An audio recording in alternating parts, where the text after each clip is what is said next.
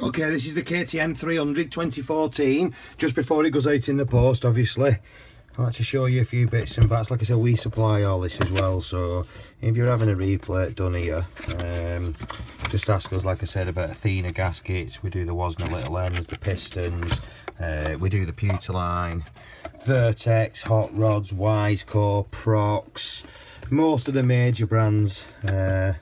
Most of the major good brands, shall we say, we can supply you with. So that's going out today, KTM 300 2014. I'll be with the customer tomorrow.